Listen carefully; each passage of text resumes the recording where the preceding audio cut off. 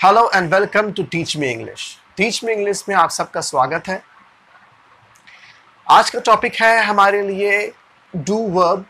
ठीक, do verb के uses सबसे ज़्यादा जहाँ होता है वो होता है नेगेटिव सेंटेंस और इंट्रोगेटिव सेंटेंस क्रिएट करने के लिए। ठीक है, बहरहाल मैंने हमें ये देखना है कि डू वर्ब का यूजेस मेन वर्ब में कैसे होता है और डू वर्ब का यूजेस ऑक्सिलरी वर्ब में कैसे होता है। तो शुरू करते हैं विदाउट टाइम वेस्ट किए। लेकिन एक रिक्वेस्ट है कि अगर आप मेरे चैनल पे न्यू हैं तो मेरे चैनल को सब्सक्राइब करें और बेल आइकन को दबा दें और साथ में मेरे वीडियोस को लाइक करें। और अगर आप डेफिनेटली मेरे ऑलरेडी सब्सक्राइब्ड व्यूअर्स हैं तो इसे एंजॉय करें और समझने की कोशिश करें हर एक टॉपिक को डिटेल में। ठीक है, नाउ अब शुरू करते हैं do verb. Do verbs main verb भी है, डू वर्ब्स ऑक्सिलरी वर्ब भी है। Main verb auxiliary verb definitely आपको पता होगा कि ये बहुत ही सिंपल टर्म है main verb and auxiliary verb, क्योंकि डू वर्ब उस वर्ब मेन वर्ब उस वर्ब को कहते हैं जहां पे एक्शन वर्ब एक्शन होता है, उससे कहते हैं मेन वर्ब। कोई भी आप जैसे कि स्विम, डांस, रन, गो, स्टैंड, स्लीप, सिट, ये सब क्या है? ये सब एक्शन वर्ब है। इसमें एक्शन परफॉर्म हो रहा है। सी, ठीक है, स्मेल, सब में एक्शन परफॉर्म हो रहा है, इसलिए ये क्या है? एक्शन वर्ब है। उससे हम मेन वर्ब भी कहते हैं। So do verb as a main verb भी यूज किया जाता है। ठीक है, जब तो समझेंगे कैसे करके वो मेन वर्ब है, क्योंकि जब वो main verb as a use होगा तो उसके बाद दूसरा वर्ब इसमें नहीं आएगा, वही होल एंड सोल वर्ब होगा। जैसे यहाँ आप देख सकते हैं, he does his work on time. अब इस सेंटेंस में एक ही वर्ब है डज, बाकी सब ही pronoun, his pronoun, work noun, on preposition, time noun। so इसमें एक ही वर्ब है, वो है does, verb 1। फिर उसके साथ she did it herself। अब इसमें सिर्फ did एक वर्ब है, verb 2 है, do का अगला फॉर्म है verb 2, ठीक है, पास्ट फॉर्म है, लेकिन सिर्फ और सिर्फ ये did है, यही है मेन वर्ब, क्योंकि यही एक्शन परफॉर्म कर रहा है इसलिए। उसके बाद I have done my assignment। अब इसमें ये done verb 3 है, इसके अलावा दूसरा कोई भी एक्शन वर्ब नहीं नजर आ रहा है। यहाँ डज, यहाँ डिड, यहाँ डन। तो यहाँ पे क्या है? ये do verb as a main verb है। बट हमें जो सीखना है, हमें जो जानना है, do verb as a main verb बहुत आसान है, कोई भी कर सकता है, क्योंकि वो मेन वर्ब का यूज होता है। उसके लिए कैद नहीं है कि वो किस पर्टिकुलर सेंटेंस में आएगा। ठीक है, लेकिन हमें जो समझना है, जिस डू वर्ब को समझाना मैं चाहता हूँ, वो है auxiliary. Do verb as an auxiliary समझाना है उसको। ठीक है, क्योंकि डू वर्ब ऑक्सिलरी का ज्यादा रूल्स है, जबकि डू वर्ब मेन का सिंपल नॉर्मल जो हर वर्ब का रूल होता है वही फॉलो किया जाता है उसमें। ठीक है, इसलिए हमें समझना है do verb as an auxiliary. अब यहाँ पहले सेंटेंस से समझते हैं, फिर हम लोग इसको डिटेल में जाएंगे ऐसे ऐसे। यहाँ देखिए, आई डू नॉट विश। अब ये है मेन वर्ब यहाँ पे। ठीक है, उसके बाद यहाँ पे रवि डिड नॉट लाइक। अब ये है मेन वर्ब यहाँ पे। अब यहाँ देखिए, डू यू हैव। अब ये है मेन वर्ब यहाँ पे, have. Did he not call. अब ये है यहाँ मेन वर्ब। तो यहाँ पे ऑलरेडी वेस्ट, लाइक, हैव और कॉल मेन वर्ब है। उसके साथ भी जब यहाँ पे हम देख रहे हैं डू और डिड का यूज किया जा रहा है, इससे साफ क्लियर है कि ये डू और डिड फिर यहाँ पे मेन वर्ब का काम नहीं कर रहा है, यहाँ पे वो ऑक्सिलरी का काम कर रहा है, यहाँ पे वो हेल्पिंग वर्ब जैसा काम कर रहा है ना, हेल्पिंग वर्ब। क्योंकि क्या कर रहा है? दो बात। एक बात तो ये है कि डू है, पता चला ये प्रेजेंट टेंस है, डिड है पास्ट टेंस है। सिर्फ यहाँ डू है तो प्रेजेंट टेंस है, डिड है तो पास्ट टेंस। एक तो ये है। दूसरी बात यहाँ पे ये है कि डू और डू वर्ब जो है वो और भी क्या हेल्प कर रहा है? वो सेंटेंस को नेगेटिव बनाने में हेल्प कर रहा है और सेंटेंस को इंटरोगेटिव बनाने में हेल्प कर रहा है। ठीक है, डू वर्ब दो काम यहाँ पे कर रहा है एज एन ऑक्सिलरी। एक वर्क है क्या कि वो टेंस बता रहा है, प्रेजेंट और पास्ट। दूसरा वो सेंटेंस को नेगेटिव और सेंटेंस को इंटरोगेटिव क्रिएट करने में हेल्प कर रहा है। ठीक है, अब हमें इसी के ऊपर बेस करके पूरा डू वर्ब को समझना है। ठीक है, तो अब समझते हैं डू वर्ब को अच्छे से डिटेल में। क्या लिखा मैंने? फर्स्ट पॉइंट यूज किया यहाँ पे क्या है? It is use for making negative. देखिए ध्यान समझिए, use for making negative and interrogative sentences in simple present and simple past। एक बात को आप अपने दिमाग में बैठा लीजिए कि do verb as an auxiliary, not main verb, do verb as an auxiliary सिर्फ और सिर्फ दो ही जगह यूज होता है और कहीं यूज नहीं होगा। देखिए सेंटेंस में कितना काइंड होता है, प्रेजेंट, पास्ट एंड फ्यूचर।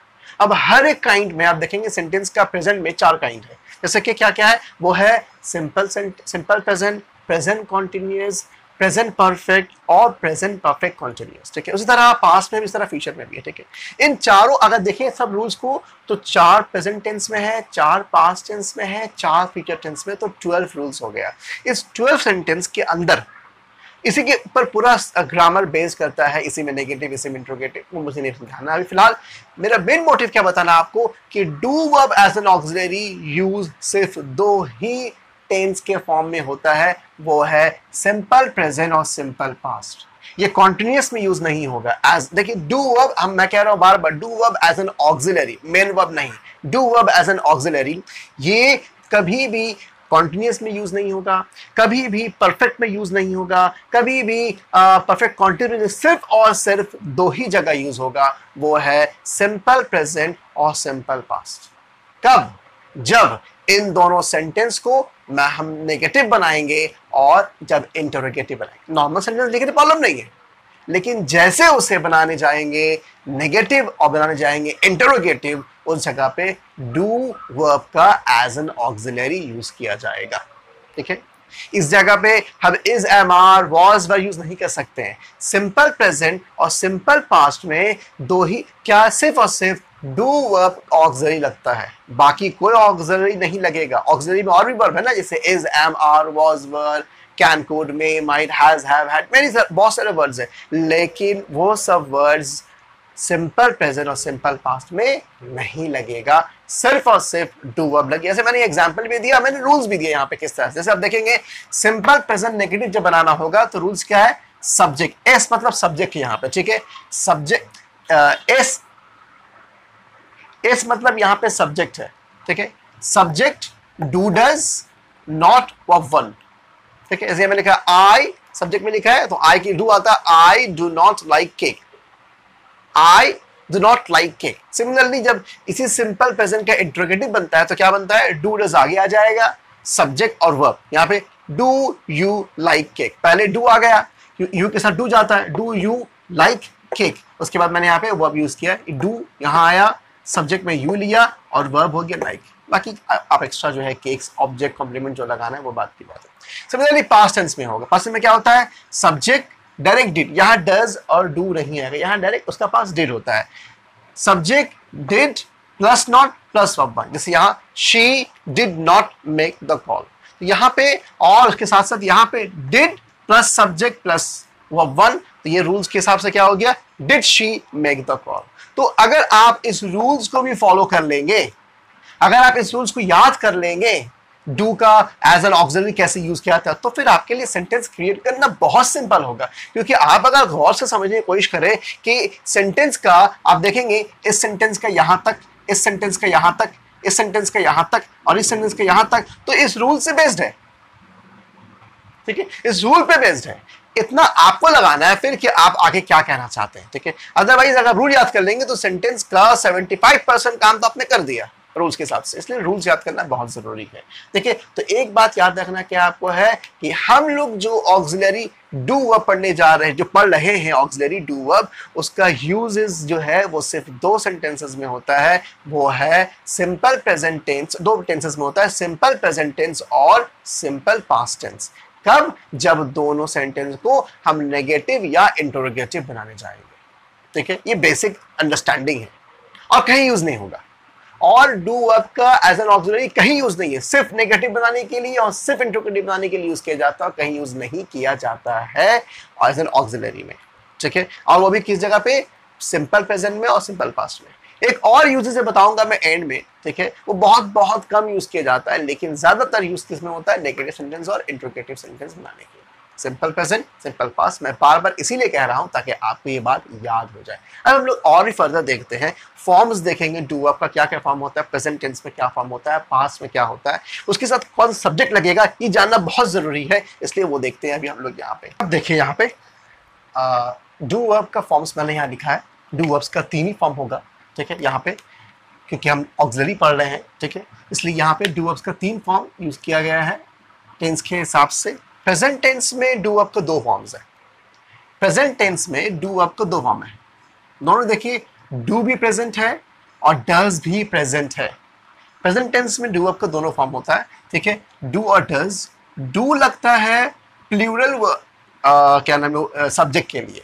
जब सब्जेक्ट में प्लूरल, जैसे कि सब्जेक्ट में आई, वी, यू, दे, और साथ में अगर हो कोई प्लूरल नाउन, जैसे मैंने यहाँ देखा है सेंटेंस, आई के साथ डू नॉट, वी के साथ डू नॉट, डू फिर यू लगाया मैंने, फिर boys do not, boys plural है, ठीक है। तो जब ये सब्जेक्ट में आएगा, ये वर्ड जब सब्जेक्ट में लगेगा, तब जब हम बना रहे हैं प्रेजेंट टेंस, ठीक है, याद रहे टेंस का ध्यान रखना बहुत जरूरी है। जब आप प्रेजेंट टेंस बना रहे हैं और डू वर्ब का यूज कर रहे हैं एज एन ऑक्सिलरी, तब उस वक्त ध्यान रखना है, अगर सब्जेक्ट में ये वर्ड्स आ जाता है आई, वी, यू, दे, और कोई प्लूरल नाउन आ जाता है, तो आप डू वर्ड का यूज करेंगे प्रेजेंट टेंस में।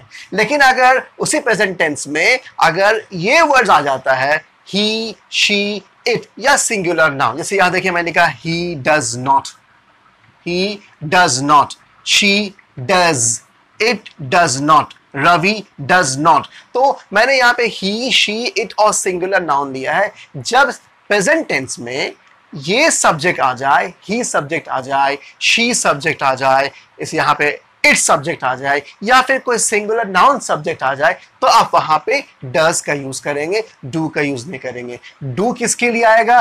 प्लूरल सब्जेक्ट के लिए। डज किसके लिए आएगा? सिंगुलर सब्जेक्ट के लिए प्रेजेंट टेंस में। बहुत अच्छे से समझ जाइए, जब आप सब्जेक्ट में सिंगुलर लिख रहे हैं तो वहां पे आप डज यूज करेंगे, जब आप सब्जेक्ट में प्लूरल लिख रहे हैं तब आप वहां पे डू यूज करेंगे। आप प्लीज इन सब्जेक्ट्स को लर्न कर लें, बहुत इंपॉर्टेंट है समझने के लिए। उसी तरह जब हम पास्ट में चले जाएंगे तो कोई झमेला नहीं है इन दोनों का। पास्ट में सभी सब्जेक्ट लगता है, क्योंकि पास्ट में एक ही वर्ड है डिड, चाहे वो सिंगुलर सब्जेक्ट हो, चाहे वो प्लूरल सब्जेक्ट हो, चाहे वो सिंगुलर नाउन हो, चाहे वह प्लूरल नाउन हो, सब में डिड लगेगा। इसलिए आप देख सकते हैं आई, जो मैंने यहाँ वर्ड लिखा था सब यहाँ उतार दिया, सब यहां उतार देखिए कि डिड के साथ सब लगता है। I, we, you, he, she, they, it, both singular and plural noun. इसलिए लिखा है मैंने आई डिड नॉट। यहां ये देखिए, यहां डू से यूज किया था मैंने, यहां पे भी सेम लगेगा। He did not, did you, did they, Madan did not, girl. मैंने सेंटेंस कंप्लीट नहीं लिखा क्योंकि सेंटेंस कंप्लीट लिखने क्या पे जगह भी मेरे पास नहीं था, इसलिए मैंने एटलीस्ट इंपॉर्टेंट क्या था कि किस सब्जेक्ट के साथ क्या वर्ब लग रहा है, मैंने उसका एग्जांपल देने की कोशिश किया है। तो बहुत सिंपल है, क्या समझना आपको है, अगर आप प्रेजेंट टेंस बना रहे हैं तो प्रेजेंट टेंस में डू का 2 फॉर्म है, डू और डज। डू कब लगेगा? जब ये सब वर्ड सब्जेक्ट में होगा। डज कब लगेगा? जब ये सब वर्ड सब्जेक्ट में होगा। और डिड के साथ तो कोई फंडा ही नहीं है, डिड के साथ सिंगुलर लगाइए, प्लूरल लगाइए, कोई फर्क नहीं पड़ता है, ठीक है। अब हम लोग कुछ और बहुत ही इंटरेस्टिंग थिंग देखेंगे डू वर्ब के ऊपर। अब आप देखिए कि इसमें डू प्लस मेन वर्ब का कैसे फॉर्मेशन होता है, ठीक है, क्योंकि डू वर्ब पर ऑक्सिलरी आएगा, साथ में तो मेन वर्ब चाहिए, ठीक है। तो जब मेन वर्ब चाहिए उसमें, क्योंकि do verb already sentence form को क्या करता है, नेगेटिव और इंट्रोगेटिव बनाता है, ठीक है, तभी डू वर्ब का एज एन ऑक्सिलरी यूज होता है। अदरवाइज डू वर्ब का ऑक्सिलरी यूज नहीं किया जाता है जब तक वो नेगेटिव और इंट्रोगेटिव सेंटेंस को नहीं क्रिएट किया है, ठीक है। अब देखिए डू वर्ब जो भी लगाइए आप, डू वर्ब में डू वर्ड खुद डू हो या डज हो या डिड हो, उन तीनों के साथ आने वाला वर्ब हमेशा वर्ब फर्स्ट होगा, बेसिक फॉर्म ऑफ वर्ब। क्योंकि वर्ब का अगर आप मेरा वीडियो देखें इर्रेगुलर वर्ब का, उससे पहले मैंने वीडियो बनाया है इर्रेगुलर वर्ब के ऊपर, तो आप उस वीडियो को जरूर देखें, ठीक है, जहां मैंने समझाया है कि रेगुलर वर्ब क्या है, रेगुलर वर्ब क्या है, तो आप उसे देखें तो उसमें समझ में आपको आएगा कि वर्ब का 3 कैटेगरी है। Present verb means present verb first, past verb means verb 2 और पास्ट पार्टिसिपल मतलब वर्ब 3, ठीक है। सो डू वर्ब जब भी आएगा, डू डज डिड, उसके साथ हमेशा वर्ब 1 ही आएगा, मतलब बेसिक वर्ब। कोई भी वर्ब हो वो वर्ब 1 होगा ही होगा। डू वर्ब आने का मतलब आपको वर्ब 1 लगाना है, बेसिक वर्ब, ठीक है। अब उसको मैंने समझाया है एग्जाम्पल में, आप देखिए जरा क्या है। जैसे मैंने ये सेंटेंस लिखा है, नॉर्मल सेंटेंस जो आपको मिलेगा, जैसे ये दे वॉक वेरी फास्ट, यहाँ डू वर्ब का यूज नहीं किया गया है क्योंकि ये नेगेटिव भी नहीं है, ये इंट्रोगेटिव भी नहीं है, ये जनरल स्टेटमेंट है, ठीक है, ये असर्टिव सेंटेंस है। तो दे वॉक वेरी फास्ट, इसे मानो मैं अगर बनाता हूं नेगेटिव तो मुझे नॉट लगाना होगा। नॉट के लिए मैं डू वर्ब का यूज करूंगा, तो यहां हो जाएगा they do not walk very fast. यहां तो ये वर्ब वन था, तो यहां भी वर्ब वन आ गया एज इट इज, कोई चेंजेस नहीं करना, आपको सिर्फ डू लगा देना है इसमें। वर्ब वन था, वर्ब वन लग गया, डू लगा दिया आपने इसे, बस नो चेंजेस, आपने डू लगाया, नॉट बैठा दिया, ठीक है। लेकिन सेकंड नंबर सेंटेंस में थोड़ा सा आपको समझने की जरूरत। She dances on the stage, इस सेंटेंस में ये डांसेस है, इसमें एस लगा हुआ है, ठीक है। ऐसे भी यहाँ शी है, मैंने क्या कहा, शी के साथ क्या लगेगा, डज। ही शी के साथ क्या लगेगा, डज लगेगा, तो मैंने क्या लगाया, शी डज नॉट।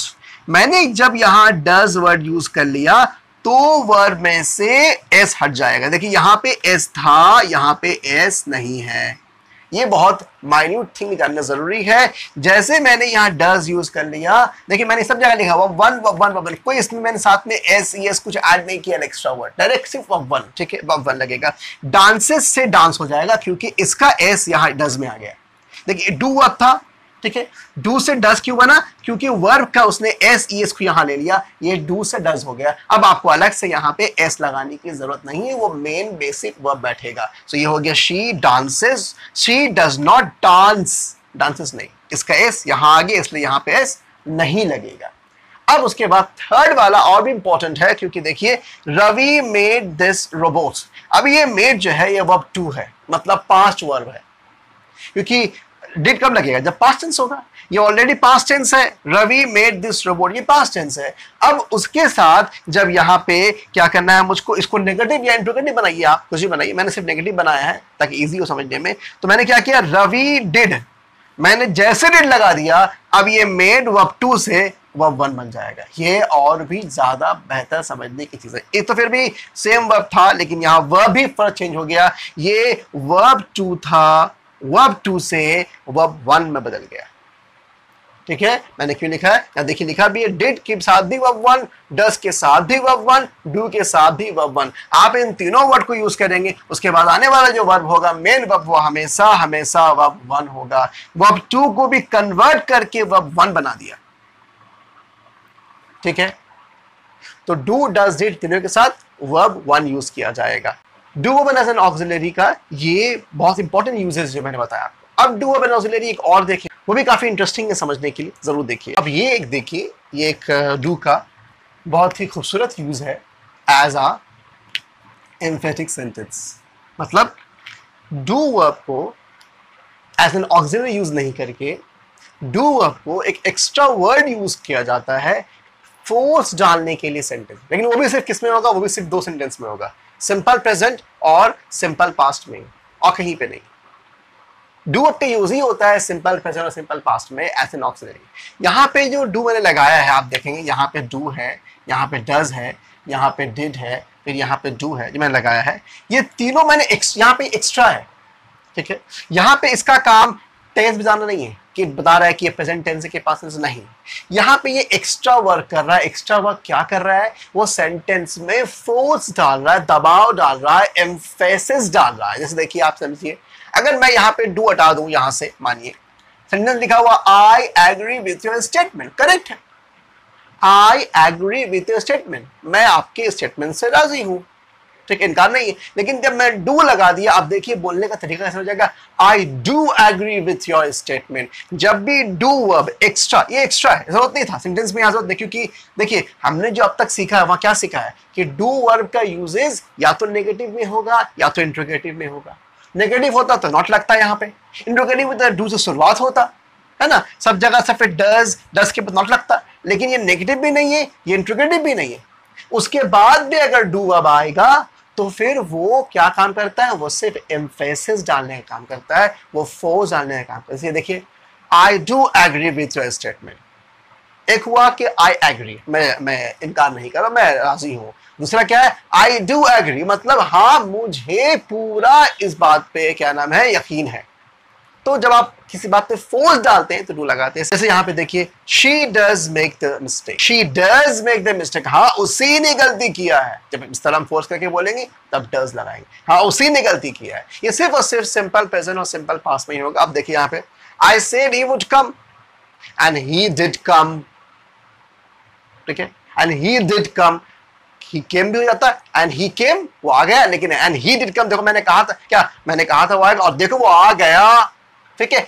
आवाज बदल गई आपकी, आपने फोर्स डाल दिया उस बात पे, वो आ गया, फोर्स हो गया, ठीक है। अब यहाँ पे है डू कम एंड सी, अब ये जो डू है ये फोर्स नहीं है, ये डू एज अ रिक्वेस्ट है, ये डू एज अ रिक्वेस्ट है, डू कम एंड सी मी, मतलब प्लीज कम एंड सी मी, क्योंकि क्या कहेंगे डू कम एंड सी मी, ठीक है। तो डू का वर्ड रिक्वेस्ट भी हो, लेकिन फिर कहा सिंपल प्रेजेंट और सिंपल पास्ट में, ठीक है। डू कम एंड सी मी, जब रिक्वेस्ट करेंगे तो हमेशा ये प्रेजेंट टेंस होगा, फिर पास्ट टेंस में नहीं जाएगा, प्रेजेंट टेंस में होगा डू कम एंड सी मी। सो इस तरह से क्या देखा हमने कि डू वर्ब का एक अलग भी यूज है, वो क्या है, एम्फेटिक सेंटेंस में दबाव डालने के लिए, वो सिर्फ किस में होगा, सिंपल प्रेजेंट और सिंपल पास्ट में, ठीक है। अब इसके बाद डू वर्ब का एक और यूजेस देखेंगे जो कि बहुत ज्यादा इंपॉर्टेंट यूजेस है डू वर्ब का, और उस सेंटेंस के हिसाब से ही उसको समझने की जरूरत है, वो देखने की जरूरत है, देखते हैं। ये है do verb comes just after this introductory words,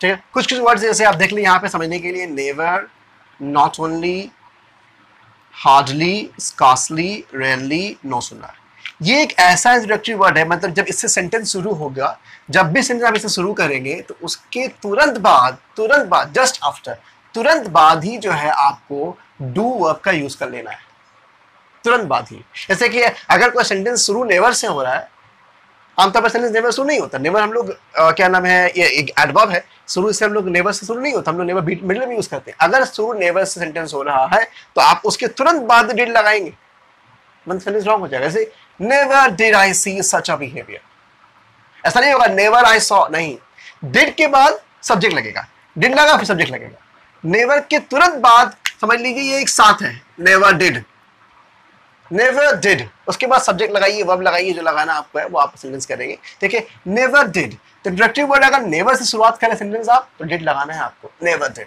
similarly not only, not only does कीजिए, नॉट ओनली डिड कीजिए, डिपेंड करता है कि आप सेंटेंस प्रेजेंट बना रहे हैं कि पास्ट बना रहे हैं, वो तो आपके ऊपर है, ठीक है।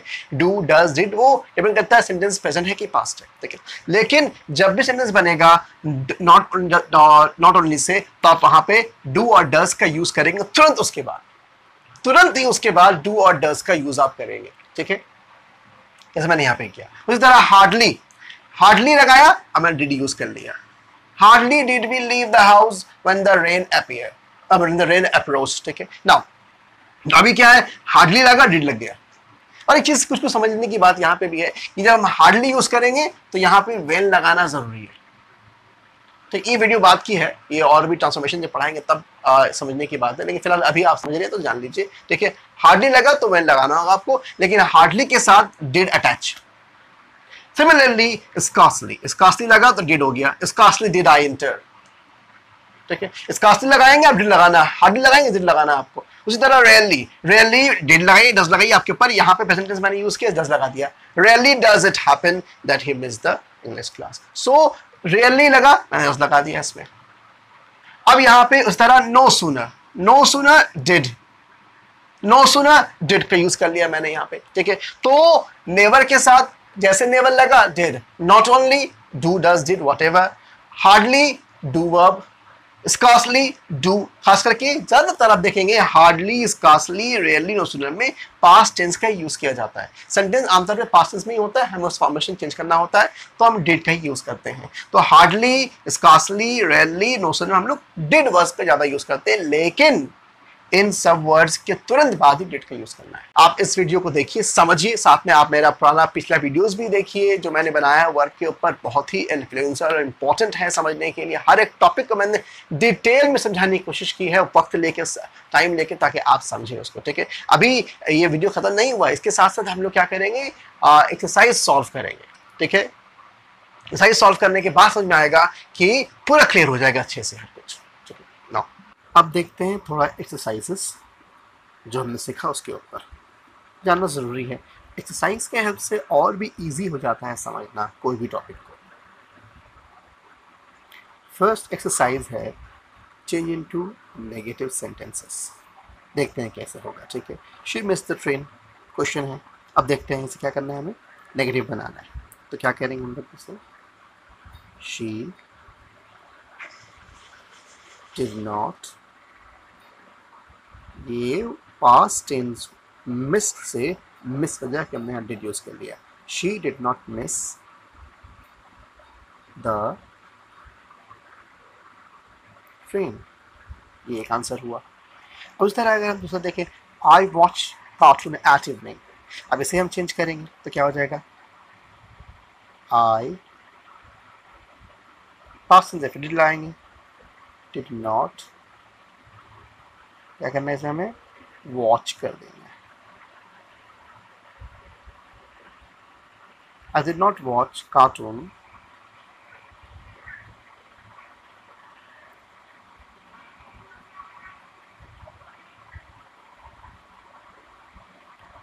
at evening. Okay. I did not watch cartoon at evening. मैं ये इसलिए करा रहा हूँ ताकि आपको एक चीज़ क्लियर हो जाए कि कैसे करके यहाँ पे वर्ड चेंज हो रहा है. दोनों पास्ट टेंस यहाँ मिस्ड से मिस हो गया, वॉच से वॉच हो गया. तो इसलिए ये असल मोटिव मेरा यही है कराने का. देखिए दूसरा, they care for their parents. ये इजी है क्योंकि देखिए दे, एक तो यहाँ दे है तो यहाँ पे क्या लगेगा, डू लग जाएगा. जो मैंने आपको सब्जेक्ट का लिस्ट दिया उस हिसाब से. They do not. केयर में कोई चेंज नहीं होगा क्योंकि केयर ऑलरेडी फर्स्ट फॉर्म में है. They not care for their parents, for their parents. Okay, so ये हो गया एक सेंटेंस. उसके बाद हम देखते हैं यहाँ पे क्या, और Ravi comes first in the class. अब यहाँ कम्स यूज़ किया गया है तो फिर क्योंकि रवि है इसलिए ये हो जाएगा रवि कम्स है तो क्या हो जाएगा, डज नॉट. और रवि है इसलिए भी डज लगेगा. Ravi does not come. कुछ भी हो वह फर्स्ट आना चाहिए. डू डज डिड लगे वह फर्स्ट आएगा. Ravi does not come first in the class. तो ये रहा नेगेटिव फॉर्मेशन करना. अब नेगेटिव फॉर्म करने में भी क्या हम देख रहे हैं कि इसमें डू डज डिड लगाए सब, उसके बाद वर्ब क्या हो गया, miss verb first, watch verb first, care verb first, come verb first ही लगेगा. और यही देखते हैं हम लोग इसमें इंटरोगेटिव में जो कि सेकेंड है. अब क्या करना है, हमें इंटरोगेटिव में चेंज करना है. कैसे करेंगे, it rains every day in Africa. तो अब जब इसे चेंज करेंगे डेफिनेटली क्या है, इट लगाया गया है. इट में क्या लगता है, डज. इट इसके बाद है क्या, पहले क्योंकि इंटरोगेटिव पहले ऑफ शुरू होगा. Does it rain. फिर यहाँ पे आप देखिए मैंने रेन यूज़ किया, इससे हटा दिया. Does it rain. बाकी आप ऐसे लिख दीजिए every day in Africa. Does it rain every day? Question mark. Does it rain every day in Africa? Question mark. Now, उसके बाद देखिए सेकंड क्वेश्चन है, he noticed all his faults. अब यहाँ पे क्योंकि ये past tense है इसलिए क्या होगा, ये इसका बिगिनिंग होगा did से. Did he notice. अब ये फिर से वो first. All his faults. Question mark. ठीक है, फिर यहाँ क्या लगेगा, और फर्स्ट नोटिस. अब देखिए Seema Nutan attempted to cheat in the class. अब क्या फिर करेंगे, अटेम्प्टेड है फिर डिड हो जाएगा. डिड सीमा एंड नूतन एक साथ है. Did Seema and Nutan attempt to cheat. फिर क्या करेंगे, इसमें लगाएंगे अटेम्प्ट, है ना. तो ये फिर से वो फर्स्ट अटेम्प्ट टू चीट. अब ये बाकी इन द एग्जाम से लिख रहा हूँ, जगह कम है इसलिए.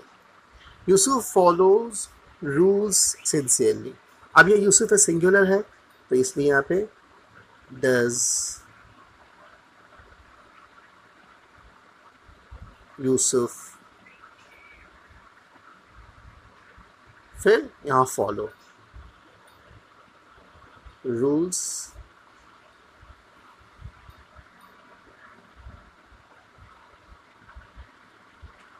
Sincerely question mark. इन एनी केस यहाँ पे आप क्या देखें, डज के साथ भी रेन, डिड के साथ नोटिस व फर्स्ट, डिड के साथ फिर अटेम्प्ट व फर्स्ट, डज के साथ फॉलो व फर्स्ट। अब ये देखते हैं थोड़ा सा एम्फेटिक सेंटेंस। ठीक है, इसमें क्या है, Selina comes late every day. ठीक है, इसमें क्या देखना है, एम्फेटिक करना है, तो क्या करना होगा इसको, सेलिना कम से लगा हुआ इसलिए सिंगुलर है, does come late every day. देखिए आप एम्फेटिक बनाएं चाहे कुछ बनाएं, ये फॉर्मेशन याद रखना है, डू डज डिड के साथ हमेशा वो फर्स्ट ही आएगा। डज लगाया फिर मैंने फर्स्ट किया, लेकिन यहाँ पे क्या हो गया, एम्फेटिक हो गया, Selina does come late every day.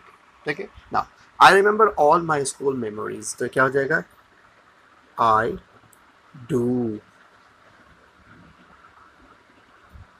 remember, I do remember all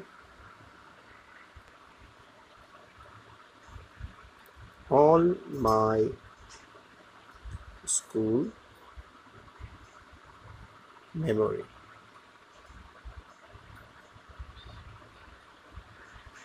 all my school memories। ठीक है, so दोनों में एम्फेटिक भी है लेकिन डू का रूल्स फॉलो हो रहा है।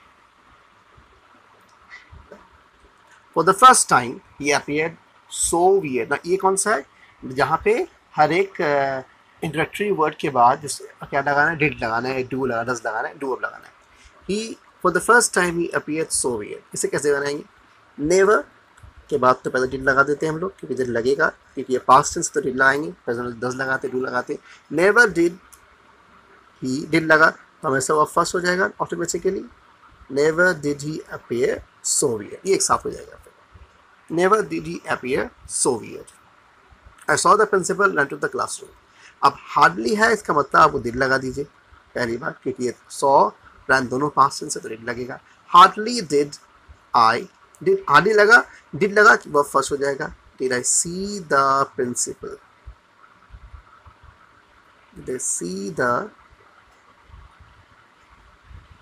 principal, okay, did I see the principal। Hardly मैंने क्या कहा था, when लगेगा, when I ran to the classroom। ठीक है, when I ran to the classroom। ठीक है, to the class, when I ran to the classroom। अब नो सुनर में क्या होगा, इसमें भी क्या लगाना, पहले हमें डिड पुट कर देना है। इन एनी केस पहले डिड आ गया, नो सुनर डिड, बिकॉज ये भी क्या है, past occurred and started. No sooner did क्या, द पैंडेमिक, अब डिड लग गया, फिर ये वर्ब फर्स्ट हो जाएगा, occur। No sooner did the pandemic occur, यहाँ पे क्या लगेगा, देन मैंने कहा था, वहाँ पे फॉर्मेशन में देखा, then the lockdown started। Okay, next last one, फिर नॉट ओनली, यहाँ पे क्या लगेगा, फर्स्ट क्या पुट करेंगे, इसमें डिड पुट करेंगे, क्योंकि यहाँ पे ऑलरेडी मेड है, सब पास्ट टेंस है। He made project and launch it, not only did he make, फिर make the project, but also this is a part of the sentence, but also अब ये नॉर्मल हो जाएगा, launched it। ये रहा क्या, डू वर्ब के ऊपर पूरा कंप्लीट अंडरस्टैंडिंग। ठीक है, ये पूरा आंसर के साथ यहाँ पे अवेलेबल है, शॉर्ट में छोटा कर दिया मैंने ताकि आप समझ देख सके एक बार में सब। ठीक है, सभी का आंसर यहाँ पे अवेलेबल है। और तो इस तरह से डू वर्ब कंप्लीट होता है। ठीक है, एक कंप्लीट नॉलेज डू वर्ब का इस वीडियोस में अवेलेबल है। Thank you very much for your watching. I hope you all have understood well. Thank you.